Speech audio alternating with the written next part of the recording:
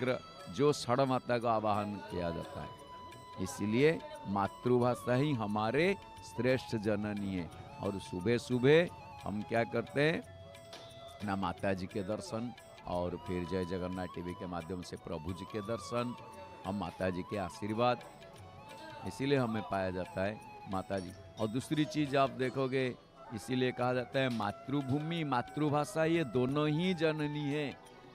मातृभाषा भी हमारे जननी है, मातृभूमि भी हमारे जननी है।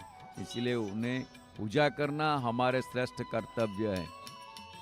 और मातृभूमि मातृभाषा के जिसमें ममता नहीं है, जो मातृभूमि को और मातृभाषा को प्यार नहीं करते, जिनका ममता नहीं है, उसे ज्ञानी बोलना गलत बात है। उनसे बड़ा अज्ञान ये दुनिया में कोई नहीं है। आप कैसे भी कुछ भी करो, कुछ भी कर लो, लेकिन मातृभाषा का अनादर कभी मत करना। मातृभाषा का अनादर, माँ का अनादर बराबर। आप आज क्या हो, आज इधर देखिए ऊपर से पुष्प वृष्टि हो रही है, पुष्प वृष्टि हो रही है जगन्नाथ की धाम से, जगन्नाथ की ओर से, देखिए ऊपर से। तो इसी हिसाब से अगर देखोगे, एक माँ की गोद में निच्छक शिशु संतान, छोटा सा बच्चा निष्पाप मन से ही पहले वो क्या करता है, को अहम, यानी कि जो एक कुआं कुआं जो शब्द आती है उसका संस्कृत भाषा में को अहम, मैं कौन हूँ, को अहम, मैं कौन हूँ, ये शब्द ही सबसे पहले आता है। तो उसके बाद इसी बात को जानने के लिए भगवान राम, भगवान श्री कृष्ण, उन्होंने क्या किए ना, वशिष्ठ ऋषि और संदीपनी ऋषि, यानी कि वशिष्ठ ऋषि के आश्रम में गए थे भगवान श्री राम, लक्ष्मण, भरत, शत्रुघ्न और कृष्ण बलराम संदीपनी जी के आश्रम में श्रेष्ठ विद्यार्थी बन रहे थे। और वो कैसे होना चाहिए, ये मैं कौन हूँ, यही चीज जानने के लिए उनसे शिक्षा लाभ करने गए थे। तो उस हिसाब से अगर आप देखोगे भारतीय दर्शन में, जैसे स्वामी विवेकानंद, जिनका पहला नाम ही बिल्ले या नरेन, वो बीरेन व बिल्ले या नरेन, उस नरेन सबसे माता जी के कृपा से विवेकानंद होने के लिए माँ भुवनेश्वरी देवी और माँ शारदा देवी, उनके असीम कृपा से वह सुस्थ शैशव, जो भयंकर पराकाष्ठा से, और अमेरिका का जो विराट सभा, धर्म सभा, शिकागो धर्म सभा में बस थोड़ी सी उद्बोधन जब वो जिस टाइम दिए थे, उस टाइम वो जड़वाद राष्ट्र का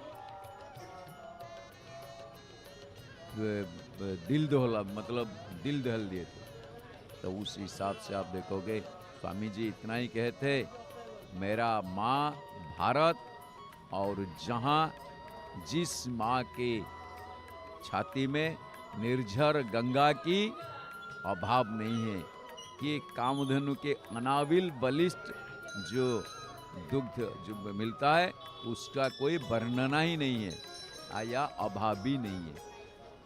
और थोड़ा सा अगर देखोगे, माँ जीजाबाई खुद एक वीर संपन्ना, यानी कि वीरा बोल के कहते हैं, जो महान क्या था, उनके बच्चे जो शिवाजी, छत्रपति शिवाजी, वो शिवाजी को बाल्यकाल से, शैशव से ही देश मातृका का भार अर्पण करने के लिए श्रेष्ठ माँ का परिचय दिए थे। तो माँ ही परिवार रूपक विद्यालय का पहला शिक्षयित्री होती है। पहला शिक्षयित्री वो है माँ, और खाली शिक्षयित्री नहीं है, वो है क्या ना, हेडमिस्ट्रेस, प्रधान शिक्षयित्री। अभी भी आप देखोगे जगन्नाथ महाप्रभु मार्गशीर महीना में अमावस्या से लेके, यानी कि चतुर्दशी, अमावस्या और शुक्ल प्रतिपदा, ये 3 दिन प्रभु जगन्नाथ सफेद वस्त्र पहन के श्राद्ध देते हैं। इसमें माताजी सबसे पहले कौन आता है, यदि शुक्रवार है, सफेद वस्त्र पहनना शुरू हो गया। उसमें अदिति, कौशल्या, देवकी, यशोदा और गुंडीचा रानी, उन्हें पिंड प्रदान करते हैं, श्राद्ध देते हैं। माताजी तो वहाँ चले गए, पिताजी के पास हमें छोड़ के बोले बेटा एक काम कर, मेरी प्रशस्ति और ज़्यादा मत बोलाकर, तू मुझे चने की झाड़ी में मत चढ़ा, अब जा पिताजी से आशीर्वाद ले। अब हम पिताजी के दर्शन कर रहे हैं, और पिताजी तो पिताजी है, पिताजी को तो बोलने से पिताजी कभी कभार नहीं, पिताजी सुनते हैं, ऐसे बात नहीं है। पिताजी नीलाद्रिनाथम जगतामधीशम चिदम स्वरूपम शरणैकनाथम श्रीनीलगोत्राधिपतिं वरेण्यं सुरेंद्रवंद्यम प्रणतोस्मि नित्यम। जो समस्त जगत के अधिपति है, नील पर्वत के नाथ है, नील पर्वत में बैठे हुए, चीद स्वरूप, शरण प्रदाता, नील पर्वत के अधिपति, श्रेष्ठ सुरेंद्र प्रवृत्तियों से जो पूजित है, पूरी परमात्मा पुरुषोत्तम जगन्नाथ जी को हम लोग का नित्य प्रणाम। तो आइए थोड़ा सा हम लोग देखते हैं क्या है आज की पंचांग, थोड़ा आज की पंचांग के ऊपर नजर डालते हैं। क्या है आज की पंचांग में? आज की पंचांग आज क्या है आप लोग बताएंगे ना? आज का कौन सी बार है आज? हाँ, आज शुक्रवार है। आप लोग देखोगे नहीं और याद कैसे करोगे? हाँ, तारीख याद रहेगा। तारीख है आज 6/2/2026, 6/2/26। और 6 तारीख आज है, आज शुक्रवार है, फागुन महीना यानी कि फाल्गुन महीना। आज तिथि है पंचमी तिथि, 6 तारीख कृष्ण पक्ष पंचमी तिथि। सूर्य उदय श्रीक्षेत्र पुरी 6:24 ये जो जुड़ी देख रहे हो इसमें सामान जाता है, जैसे हांडी वगैरह हो गया, सब्जी वगैरह हो गया, वो सब उठा के इसमें लेते हैं। 6:24 श्रीक्षेत्र पुरी को सूर्योदय है, और सूर्यास्त है 5:37 और आज पंचमी का एकोदिष्ट और पार्वण श्राद्ध है। पंचमी का एकोदिष्ट और पार्वण श्राद्ध है। आज बेलपत्थर जो बिल्व वेल भक्षण निषेध है। आइए देखते हैं क्या शुभ समय है। सूर्य उदय से 7:58 के बीच में इसमें सूर्य उदय से 7:58 से हमें मिलता है शुभ समय, और 8:45 से 11:09 के बीच में शुभ समय है। फिर 1:33 से 3:09 से शुभ समय है। फिर 4:40 से सूर्यास्त 5:38 तक सूर्य समय दिन में पाया जाएगा शुभ समय। और रात्रि में 7:17 से 8:53 के बीच में शुभ समय भी पाया जाएगा। इसके अलावा फिर 3:17 से रात में 4:04 तक शुभ समय हमें मिलता है।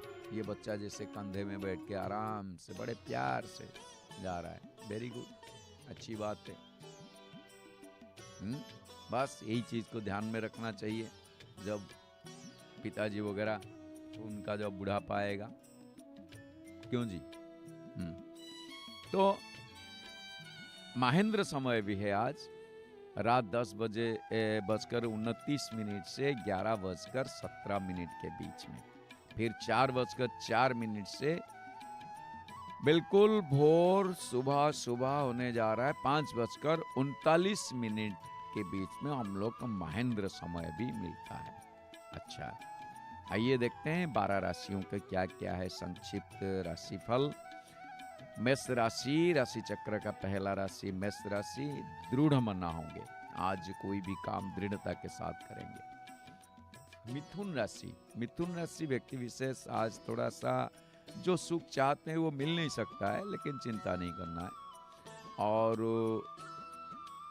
नहीं, ये वृष राशि, मेष राशि के बाद वृष राशि, उनका है जो सुख वो चाहते हैं, हो सके वो सुख नहीं पाया जाएगा, लेकिन चिंता मत कीजिए, सुख दुख तो संसार में लगी हुई है, वो आज नहीं है तो कल आएगी। और मिथुन राशि, आज थोड़ा अपना जीवा यानी कि जीव नरम रखना पड़ेगा, क्योंकि आज कहीं पे झगड़ा झांटी में मतलब आज पाँव रख सकते हैं, कोई झगड़ा कहीं पे हो सकती है, तो वो संभावना है झगड़ा होने की। तो जीभ को नरम रखो और कोशिश करो पॉकेट को गर्म रखने के लिए। बस कर्म में लगे जाओ, ठंडा से कर्म करो। कर्कट राशि, आज उत्साहित दिखाई मिलेगा, आज बहुत आनंद मिलेगा।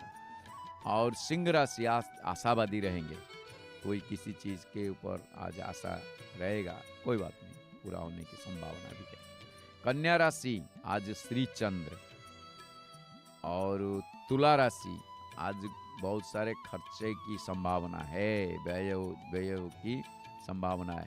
बिच्छा राशि, आज आय वृद्धि होगी, कोई बात नहीं। तुला राशि व्यय जोगे और बिच्छा राशि आय वृद्धि है, बस दोनों को मिला देते हैं, बढ़िया होगा है? कोई बात नहीं, जिनका बिच्छा राशि है उनके पास चलते हैं, खाना पीना वो खिलाएंगे। धनु राशि, कार्य व्यस्त के अंदर आज दिन जाएगा, आज बहुत व्यस्त रहेंगे। मकर राशि व्यक्ति विशेष आज सेवा पूजा में दिन को अतिवाहित करेंगे। और कुंभ राशि, आज कुछ शरीर पीड़ा दिखाई दे सकता है। अच्छा, मीन राशि, मित्र लाभ की योग है। दर्शक बंधु, ये है 12 राशियों का, ये था संक्षिप्त राशिफल के साथ संक्षिप्त पंचांग।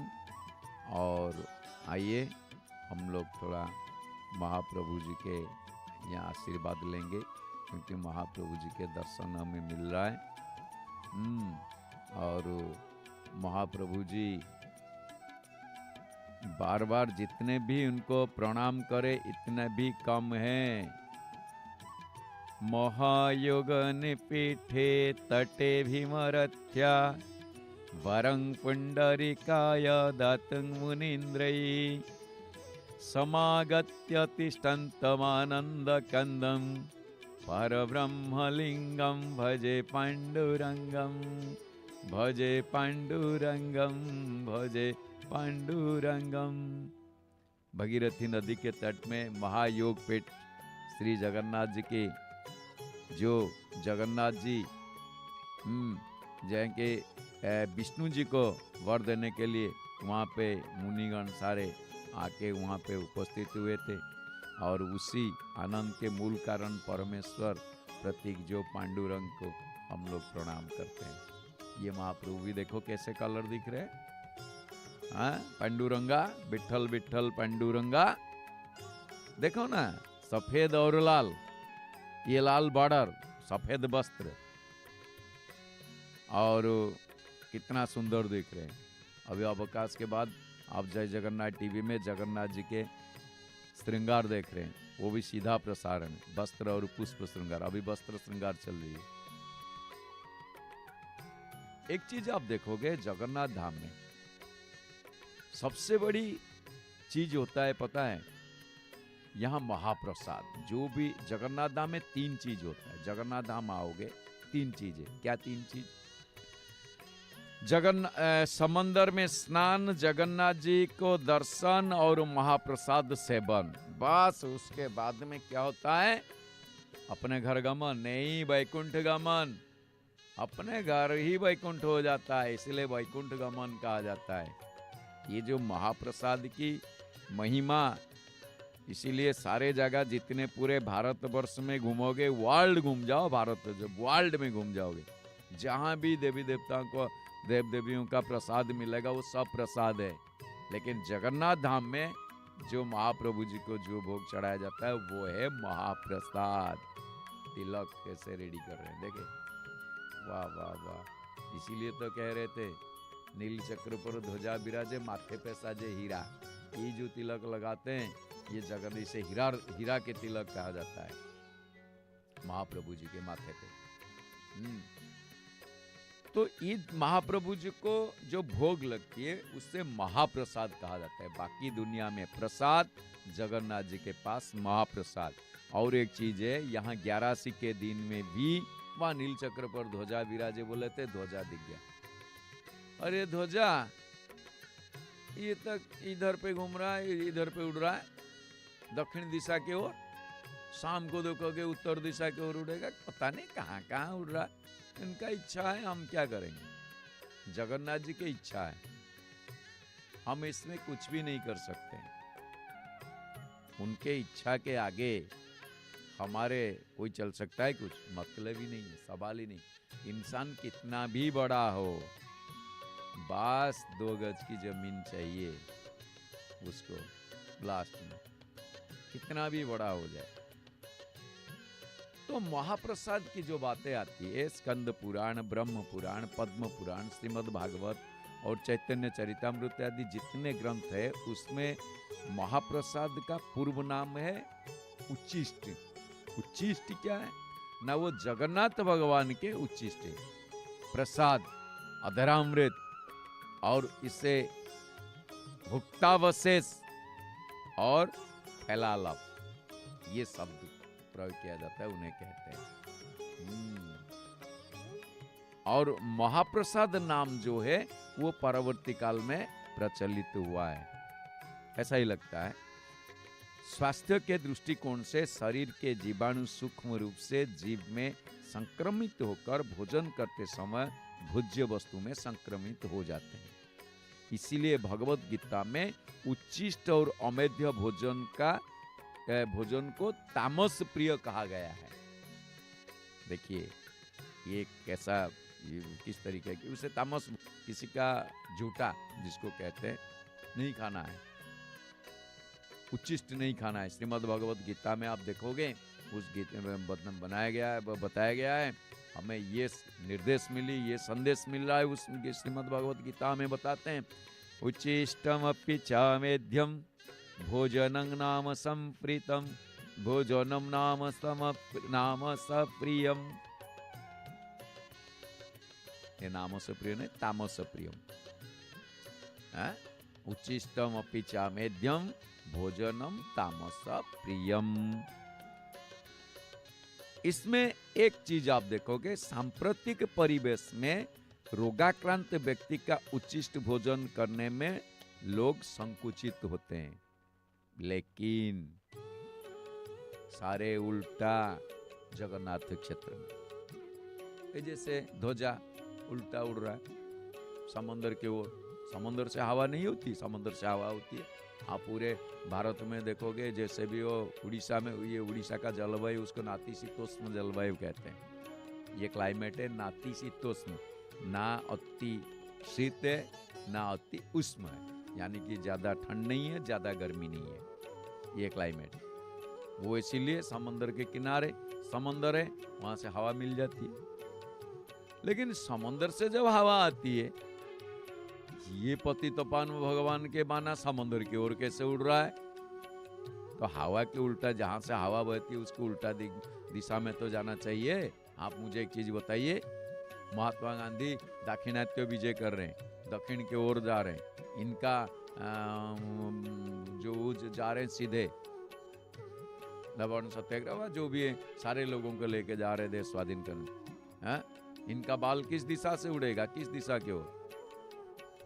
किस दिशा की ओर उड़ेगा? हाँ आइए, उसने आप बताओगे, नहीं आप नहीं बताओगे तो मैं। हाँ सौम्य जी, एक चीज आप बताइए, महात्मा गांधी दक्षिण दिशा की ओर जा रहे हैं, सारे अपना स्वाधीन संग्रामी लोगों को लेके, तो वो जो दक्षिण दिशा में जा रहे हैं महात्मा गांधी जा रहे हैं दक्षिण दिशा की ओर, उनके बाल किस साइड हवा चल रही है, किस साइड में उड़ेगा? क्या बाल नहीं है? अरे रे रे अरे, लेकिन यहाँ तो दक्षिण दिशा की ओर हवा चल रही, उत्तर दिशा की ओर उड़ना चाहिए, लेकिन यहाँ उड़ रहा है दक्षिण दिशा की ओर। पता नहीं, ये जगन्नाथ भगवान की इच्छा है, कोई बात नहीं। तो कहने की मतलब ये सारे ये उल्टा का तत्व जो है, आप देखो महाप्रसाद जो नाम धारण किया है, इसमें जगन्नाथ धाम या भगवान श्री कृष्ण के द्वारा भक्त प्रदत्त बहुत सारे भोग सामग्री का भोजन करते समय उसका अप्राकृत अधर से निःसृत अमृत उक्त सामग्री में संचरित होकर महाप्रसाद नाम धारण करता है। इसीलिए महाप्रसाद की महिमा जो है वो अतुलनीय है, अवर्णनीय है, अव्यक्त है।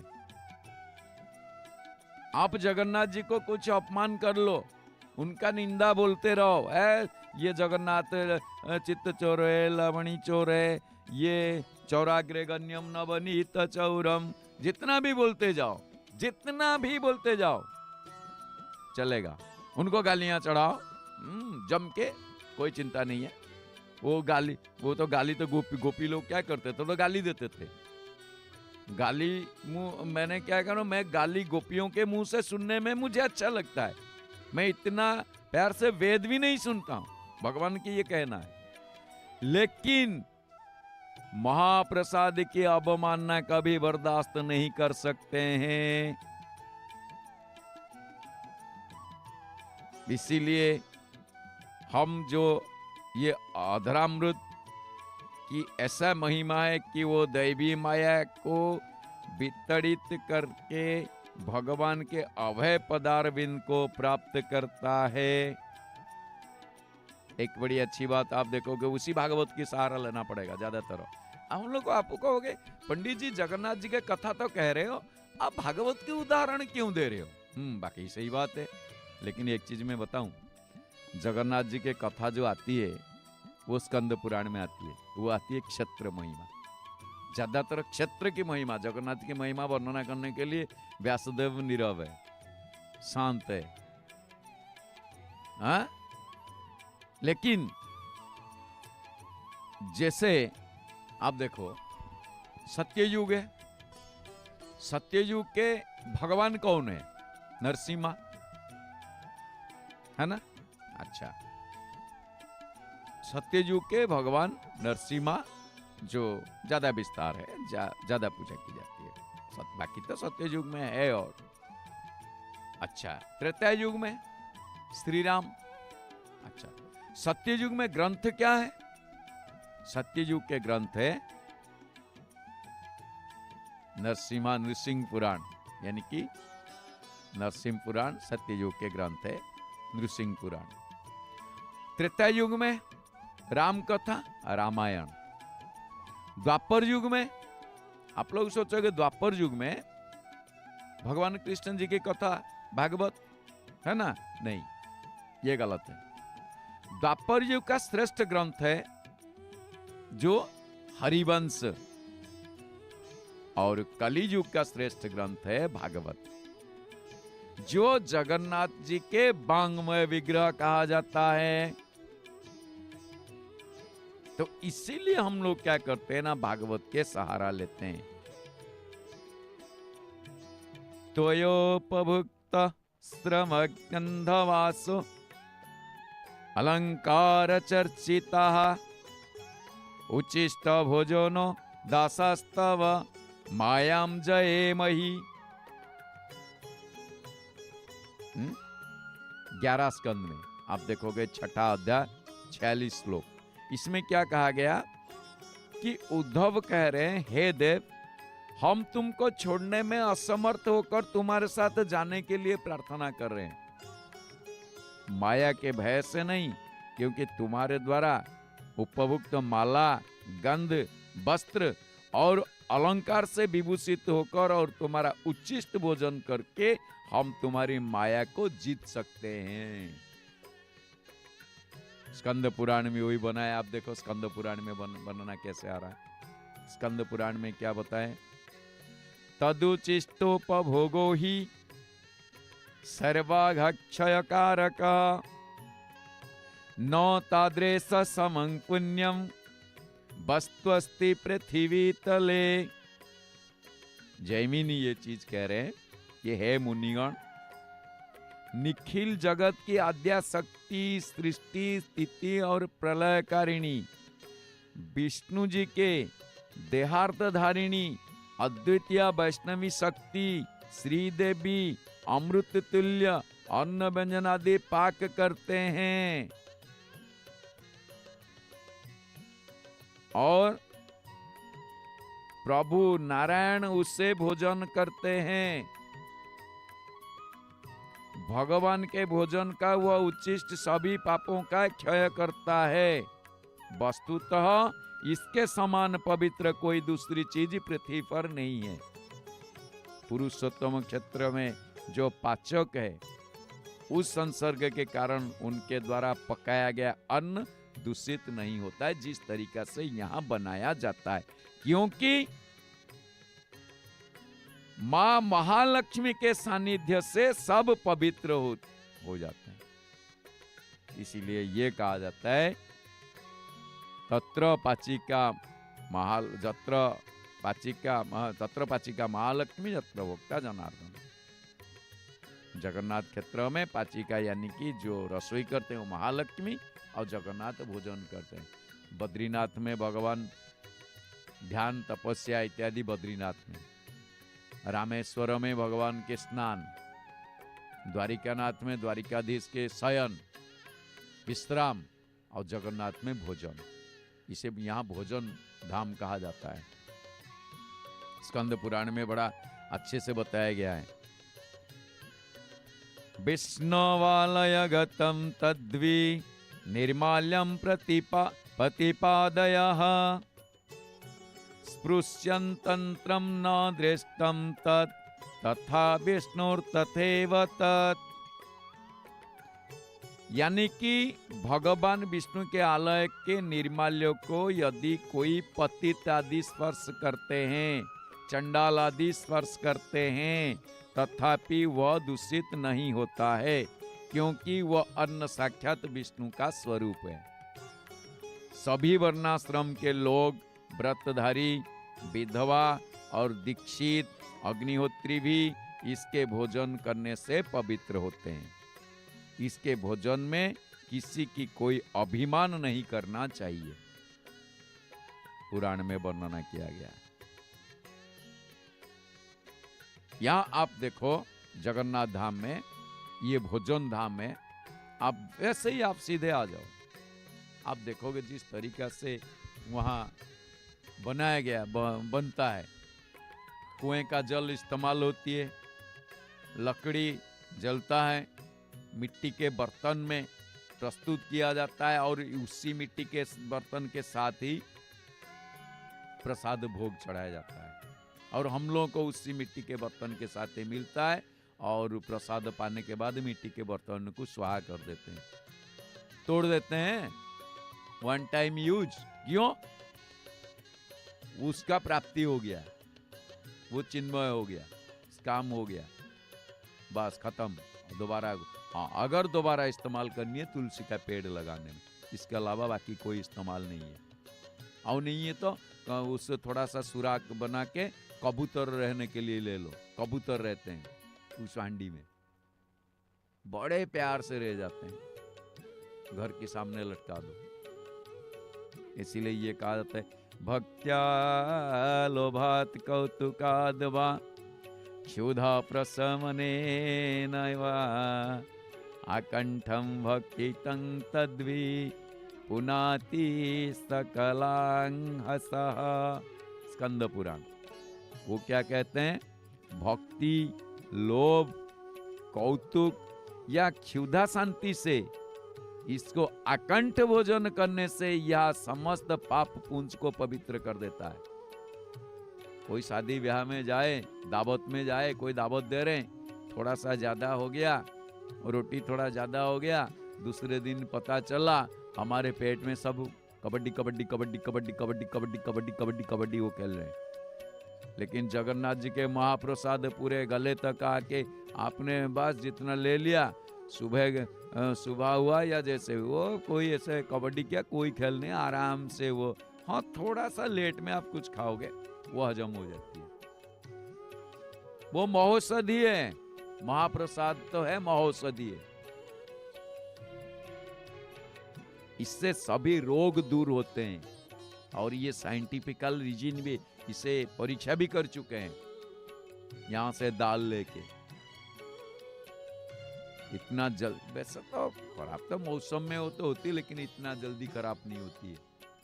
तो इससे सभी रोग दूर होते हैं, पुत्र पौत्रादि की वृद्धि होती है, यानी कि जिनके संतान नहीं होते हैं, महाप्रसाद पाने से इनको संतान प्राप्ति होती है। सच्चे मन से महाप्रसाद अगर पाओ तो। क्यों? वो क्यों? इसमें ये तो उसमें तो लिखा गया है, लेकिन इसका वजह क्या ना, इसका वजह ये, दशरथ महाराज यज्ञ करके राम लक्ष्मण भरत शत्रुघ्न यानी कि पुत्रेष्टि यज्ञ करके उन्हें पाए थे। हम लोग कौन सा यज्ञ करेंगे जिसका संतान नहीं है? हमें तो शुद्ध घी नहीं मिलेगा।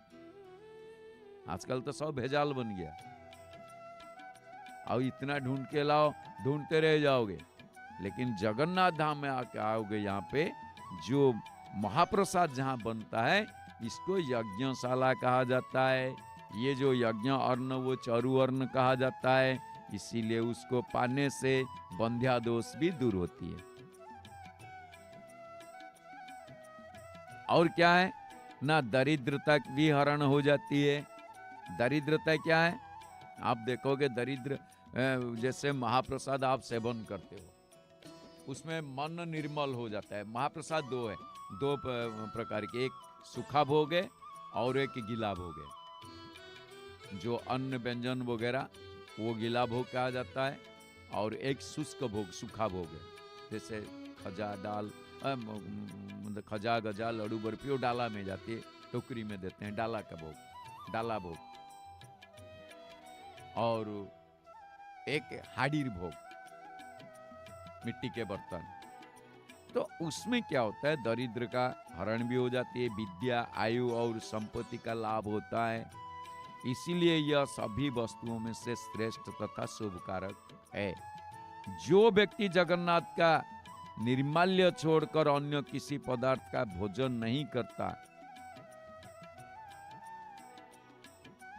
एवं दृढ़ प्रतिज्ञा होकर केवल उसी का ही भोजन करता है, वह निश्चित रूप से सभी पापों से विमुक्त हो जाता है और शुद्ध अंतःकरण के साथ वो विष्णु लोक जाता है।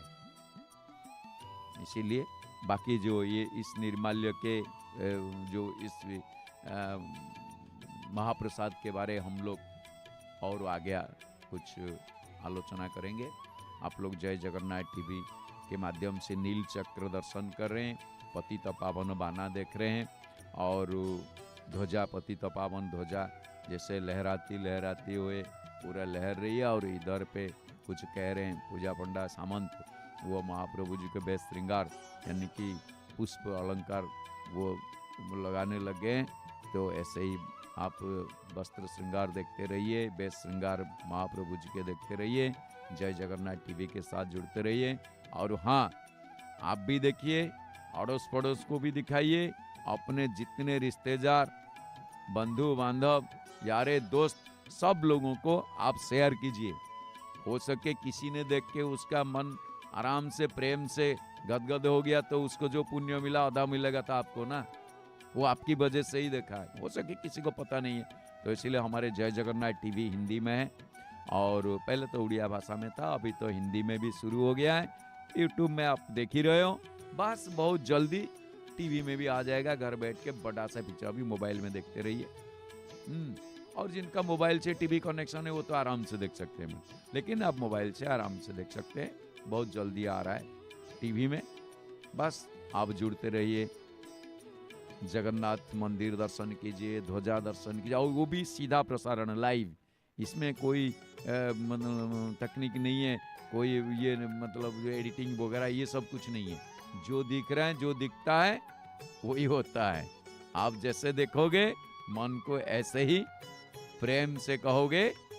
आइए, प्रेम से तो कहेंगे, लेकिन क्या सारे कार्यक्रम हमारे चल रहा है जय जगन्नाथ टीवी में, उसके बारे हम लोग थोड़ा सा जानकारी लेते हैं, और ऐसे ही चलता रहेगा। शाम को ध्वजा भी हम लोग दिखाते हैं। तो आप एक साथ प्यार से बोलिए, बोलिए जगन्नाथ स्वामी की।